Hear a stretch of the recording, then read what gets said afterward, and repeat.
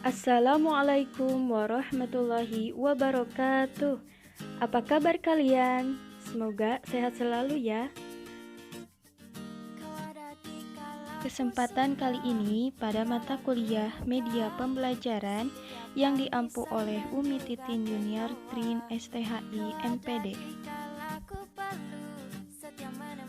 Sebelumnya, perkenalkan nama saya Isin Nafisatul Aziza, nomor pokok mahasiswa 19070723, program studi pendidikan guru madrasah ibtidaiyah Fakultas Tarbiyah Institut Agama Islam Darussalam Ciamis.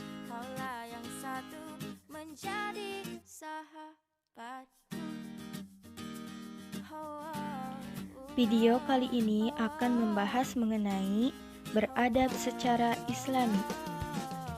Mata pelajaran Akidah Akhlak kelas 2 Madrasah Ibtidaiyah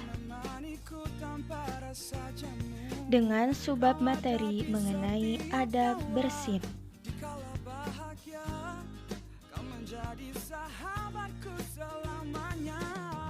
Sebelum membahas lebih dalam mengenai adab bersin, perlu kita ketahui apa itu adab dan bagaimana adab yang sesuai Islam.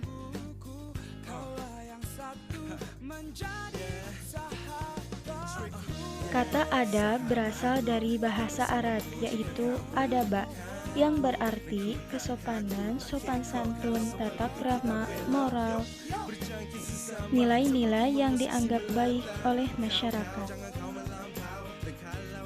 Adab secara Islami dapat diartikan sebagai norma atau aturan mengenai sopan santun yang didasarkan atas aturan agama, terutama agama Islam. Norma tentang adab ini digunakan dalam pergaulan antar manusia, antar tetangga, dan antar kaum. Pernahkah kalian mengalami bersin? Dan bagaimana seharusnya adab seorang muslim ketika bersin itu?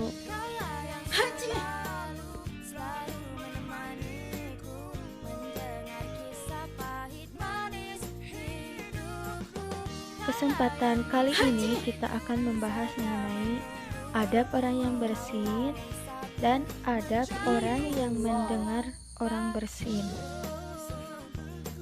Teman-teman, tahukah kalian bahwa bersin merupakan salah satu nikmat yang diberikan oleh Allah Subhanahu wa Ta'ala?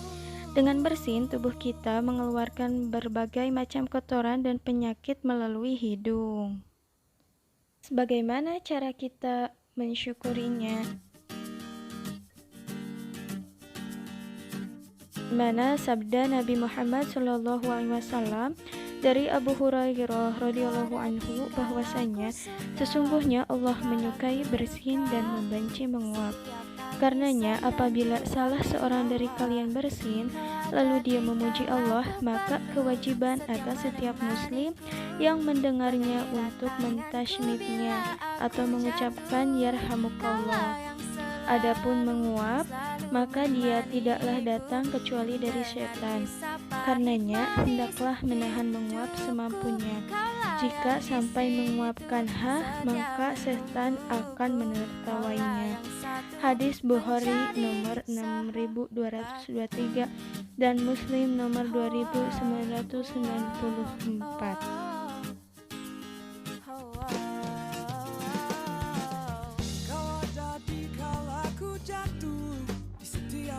Sesuai sabda Nabi bahwa Allah menyukai orang yang bersin dan membenci orang yang menguap. Bersin terjadi karena badan yang kering dan pori-pori kulit terbuka dan tidak tercapainya rasa kenyang. Ini berbeda dengan orang yang menguap.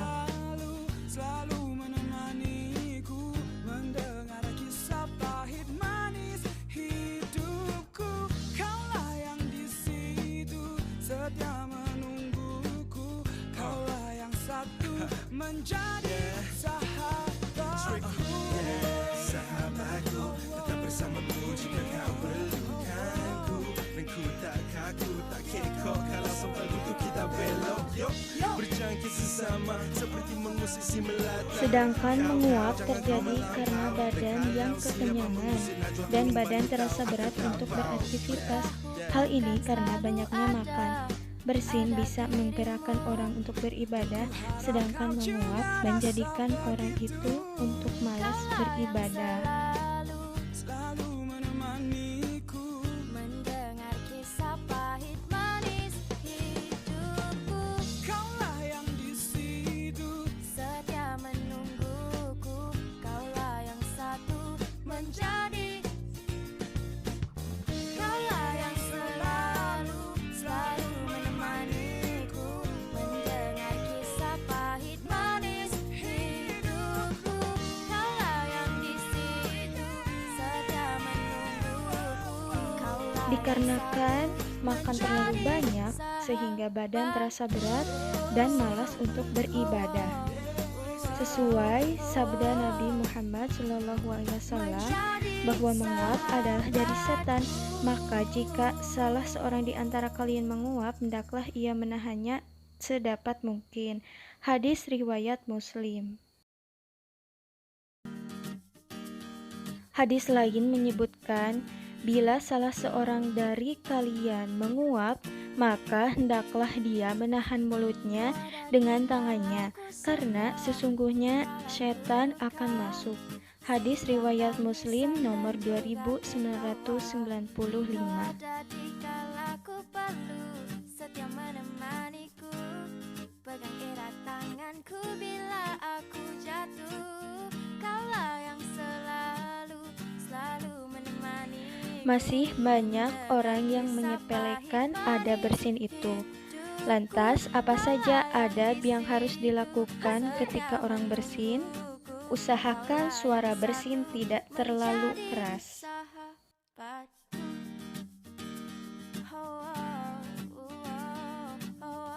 Yang kedua, memalingkan muka ke sebelah kiri sambil menutup mulut dan membaca kalimat hamdalah. Alhamdulillahirabbil alamin. Segala puji bagi Allah Tuhan seluruh alam.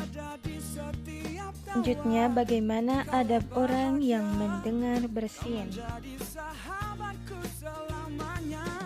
Mengucap hamdalah pada saat bersin, pendapat sebagian ulama adalah sunnah. Sedangkan mendoakan orang yang bersin, menurut sebagian ulama adalah wajib. Sebagaimana dalam hadis, ada hak seorang muslim atas muslim yang lain, yaitu ada 6. Jika bertemu, ucapkanlah salam. Jika meminta nasihat, berilah nasihat. Jika bersin, mengucapkan hamdalah, maka doakanlah. Dan jika ia sakit, maka jenguklah. Serta jika ia meninggal, maka iringilah jenazahnya. Hadis riwayat Muslim. Bukan selalu ada. Lalu, bagaimana doa bagi orang yang mendengar bersin? Sesuai sabda Nabi Shallallahu Alaihi Wasallam, apabila salah seorang dari kalian bersin, hendaklah dia mengucapkan Alhamdulillah. Sedangkan saudaranya atau temannya hendaklah mengucapkan Yarhamukallah, yang artinya semoga Allah merahmatimu. Hadis riwayat Bukhari nomor 6224 dan Muslim nomor 5033. Mendoakan orang yang bersin untuk laki-laki atau mudzakkar yaitu Yarhamukallah, semoga Allah merahmatimu.